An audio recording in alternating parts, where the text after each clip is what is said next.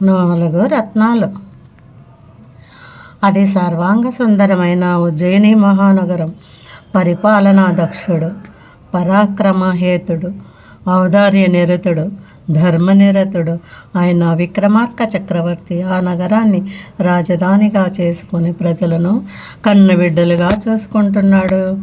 ఆయన చేతి చలువ వల్ల ప్రజలందరూ సకల సుఖాలతో నిత్య సంతృప్తులై కాలం గడుపుతున్నారు. విక్రమార్క మహారాజు అని ఉజ్జయిని నగరాన్ని పాలిస్తూ ఉన్నాడు. ఆయన చాలా మంచివాడు, అందరినీ కన్నబిడ్డల వలె చూసేవాడు. ఒక మాట విక్రమార్క చక్రవర్తి గొప్ప యజ్ఞాన్ని చేశాడు. ఆహ్వానితులైన దేశాల రాజులతో, బంధువులతో, మిత్రులతో, ఆప్తులతో ఉజ్జయిని నగరం కిటకిటలాడుతున్నది. విక్రమార్కుడు ఒక బ్రాహ్మణోత్తముని పిలిచి, ఆర్య, మీరు సముద్రుడి వద్దకు వెళ్ళి ఆ మహానుభావుని కూడా మన యజ్ఞం తిలకించడానికి ఆహ్వానించండి అని పంపించాడు. ఈయన ఒక బ్రాహ్మణుని పిలిచి సముద్రుణ్ణి కూడా పిలుచుకొని రా అని చెప్పాడు అనమాట. అందరూ వచ్చారు, దేశాల రాజులతో నిండిపోయింది. ఆ టైంలో ఆయన కూడా కావాలనుకున్నాడు.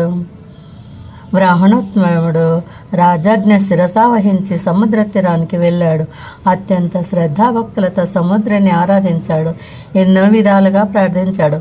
అతని భక్తి ప్రపత్తులకు ఆనందించి సముద్రుడు సాక్షాత్కరించాడు.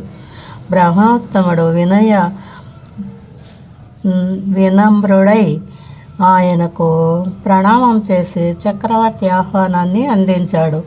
అందుకు సముద్రుడు ఆదరంగా అతన్ని అవలోకించి, వత్సా, విక్రమార్కుడు నాపై ప్రకటించిన భక్తికి ఎంతో సంతోషంగా ఉన్నది. ఈయన బ్రాహ్మణుడు పోయి ఆయనను చాలా విధాలుగా పూజ చేసి ఆయనను పిలిచాడన్నమాట. మెప్పించి చేశాడు. సరే అనేసి ఇంకా ఆయన, మీ ప్రభువుకు బహుమానంగా ఇదిగోనా ఈ 4 దివ్యరత్నాలను నీకు ఇస్తున్నాను. వీటిని మీ మహారాజుకు జాగ్రత్తగా అందించు. వీటిలో మొదటి రత్నం సకల సంపదలను సమకూరుస్తుంది. 2వ రత్నం ఎంతమందికైనా ఆహారాన్ని అందిస్తుంది. 3వ రత్నం కోరిన వస్త్రాలను, భూషణాలను ఇస్తుంది. 4వ రత్నం చతురంగ బలాలను చేకూర్చుతుంది అని రత్నాలను ఇచ్చి అదృశ్యమైనాడు. ఆయన బ్రాహ్మణుతో పాటు రాకుండా 4 రత్నాలు ఇచ్చాడు. వాటిని గురించి అంతా వివరించి చెప్పాడు బ్రాహ్మణుడికి. బ్రాహ్మణోత్తముడు ఉత్సాహంతో ఉజ్జయినికి చేరుకున్నాడు. జరిగిన విషయమంతా విక్రమార్కుడు విన్నవించాడు. మహారాజు ఆయన్ని ఆదరాభిమానాలతో అవలోకించి, ఆర్య, మీరు చాలా శ్రమపడ్డారు. సముద్రదేవుడు నాకు బహూకరించిన ఈ 4 రత్నాల్లో మీ ఇష్టం వచ్చిన ఒక రత్నాన్ని స్వీకరించండి అని పలికాడు. అందుకు బ్రాహ్మణుడు ఎంతో సంతోషించాడు. బ్రాహ్మణుడు తీసుకొచ్చి ఆయనకు చెప్పాడు, నేను చెప్పిన పని చేశావు కాబట్టి దీనిలలో నీవు కూడా ఒక రత్నాన్ని తీసుకొని మహారాజు బ్రాహ్మణునికి చెప్పాడు. అందుకు బ్రాహ్మణుడు ఎంతో సంతోషించాడు. కానీ ఆయనకు ఏ రత్నాన్ని అడగాలో అర్థం కాలేదు. మహాప్రభో, నేను ఇంటికి వెళ్ళి మా వాళ్ళని అడిగి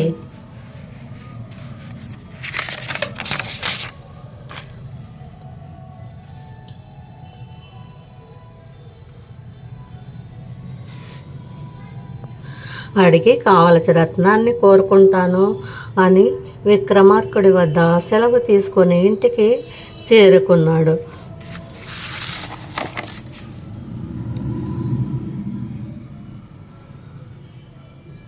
బ్రాహ్మణోత్తముడికి భార్య, కొడుకు, కోడలు ఉన్నారు.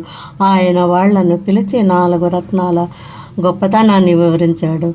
ఇప్పుడు తాను ఏ రత్నాన్ని మహారాజు నుంచి తీసుకోవాలో చెప్పమని వాళ్ళని ప్రశ్నించాడు.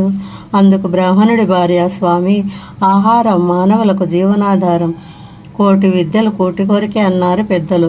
ఎవరు ఎంత గొప్పవారైనప్పటికీ ఆహారం లేకుండా జీవించలేరు. భోజనమే అందరికీ ప్రేమ భాజనం అవుతుంది. అందువల్ల రెండవ రత్నాన్ని మీరు కోరుకోండి అని పలికింది. ఇంతలో బ్రాహ్మణుడి కోడలు, అలా కాదు అత్తయ్య, అందరూ కోరుకునేది అందాన్ని ఆనందాన్ని మాత్రమే. చక్కగా అలంకరించుకొని హాయిగా ఉండాలనే వస్త్రాలు ఆభరణాలు అవసరం. అందుకని నాకు మూడవ రత్నమే ముఖ్యం అనిపిస్తుంది. మామయ్య గారు, మూడవ రత్నమే తీసుకోండి అన్నది. అంతలో బ్రాహ్మణుడు కొడుకు ముందుకు వచ్చి, నాన్నగారు, బలవంతులైన వాళ్లే ప్రపంచంలో రాణిస్తారు. బలవంతుడికి సర్వకార్యాలు సాధ్యమవుతాయి. అందువల్ల బలవంతుడికి సర్వ కార్యాలు సాధ్యమవుతాయి. బలం వల్ల నవ్యోత్సాహం కలుగుతుంది. రథబలం, గజబలం, అశ్వబలం, కార్బలం అనే చతురంగ బలాలతో సామ్రాజ్యాన్ని సంపాదించవచ్చు. కనుక నా మాట విని నాలుగవ రత్నాన్ని అడగండి అని గట్టిగా నొక్కి వ్యాఖ్యానించాడు. ఆ ముగ్గురి అభిప్రాయాలు ఆలంకించిన బ్రాహ్మణుడు, చాలు చాలు, ఇంకేమీ చెప్పకండి. ధనమూలమిదం జగత్ అన్న ఆర్యోక్తి మీరు మర్చిపోయారా? ధనమే మానవుడికి ప్రధానం. ధనం ఉన్నవాడే లోకంలో పూజింపబడతాడు. ధనవంతుడికే అందరూ దాసోహం అంటారు. సుఖశాంతులకు మూల కారణం ధనమే. అందువల్ల నా ఉద్దేశంలో మొదటి రత్నమే ముఖ్యమైంది అన్నాడు దృఢంగా. నలుగురికి 4 రత్నాలపైన మోజు ఉంది. వారు ఎంతకీ ఏకాభిప్రాయానికి రాలేకపోయారు. ఎవరి మాటలు వారు రెట్టించసాగారు. సమస్య తేలనే లేదు, మరింత జటిలమైంది. ఈ విధంగా నలుగురికి 4 రత్నాలపైన మనస్సు పోయింది.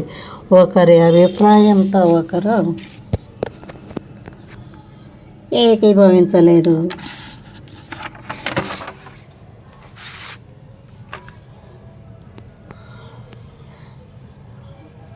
ఈ వివాదాన్ని బ్రాహ్మణోత్తముడు తీర్చలేక విక్రమార్క చక్రవర్తి వద్దకే పోయి విన్నవించాడు.